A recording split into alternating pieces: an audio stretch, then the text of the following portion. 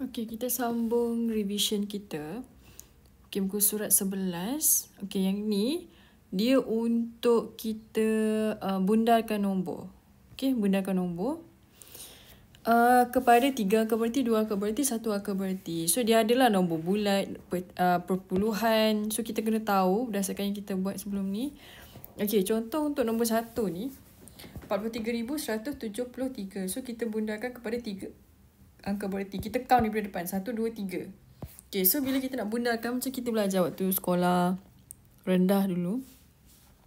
Okay, yang ni yang ketiga. Ni yang ketiga kan. Kita akan lihat nombor yang sebelah dia. 7. So, bila 7, dia kena tambah 1. Dia akan jadi 2 lah. 1 tambah 1, 2 kan. So, depan ni remain. Belakang dia akan jadi kosong. Jadi, jawapan dia 43,200. Okay, kalau 2, sama kita count. 1, 2. So, ni yang ni cikgu iris. So, bila 2, kita kira 1, 2 macam ni.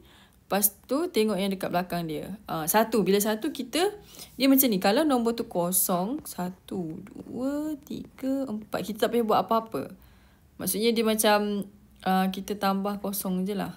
Tapi kalau nombor sebelah dia tu 5, 6, 7. Kira dia macam nombor besar.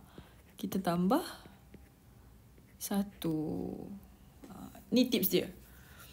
Okay, so jadi dia akan jadi 2,000. Yang ni cuma dia tak jadi 2 angka berarti lah. Dia memang akan jadi macam ni. Okay, kalau yang ni 1 angka berarti, tengok kat depan je lah. Tengok depan, yang ni depan dia. Ni depan dia. So, sini kosong. Memang tak payah tambah apa-apa lah. Jawapan dia 2,000. Okay. So, kita kena tahu macam mana nak kira. Macam yang ni. Sekejap. 3, 2, 1 lah. So, kita kira macam yang ni. 1, 2, 3. So, bundarkan. Sebab 6, dia besar, so tambah 1. Macam ini 2. 8 besar, tambah 1. Okay. So, kalau macam 3 sebelah dia, 1. So, kosong je. Tak ada perubahan. Okay, sama juga macam yang ni. Yang ni kita kena tahulah kira dia.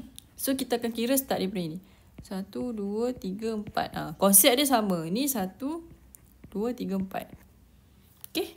Ini jawapan dia. Lepas tu, untuk yang ni, piawai. Okay, piawai ni boleh guna kalkulator. Tapi kita ikut manual lah sebab dia buat manual. Bila dia 1, kuasa 1, maksudnya kita ke kiri 1. Macam tu. Kalau dia 2, kita ke kiri 2. So, dia macam ni lah. Kalau 1 kan, cikgu tunjuk yang 1 kat atas ni. Kita macam ni. Macam tu. Kalau 2 dia, nanti pause dulu. Cuba buat sendiri, lepas tu check balik jawapan. Ni cikgu tulis siap-siap lah untuk memudahkan. Okay, nanti penuhkan semua jawapan ni. Okay, kalau 3, dia move 3 kali. 1, 2, 3. Macam tu. 4 kali. 5 kali. Okay, nanti siap kan yang 5 ni.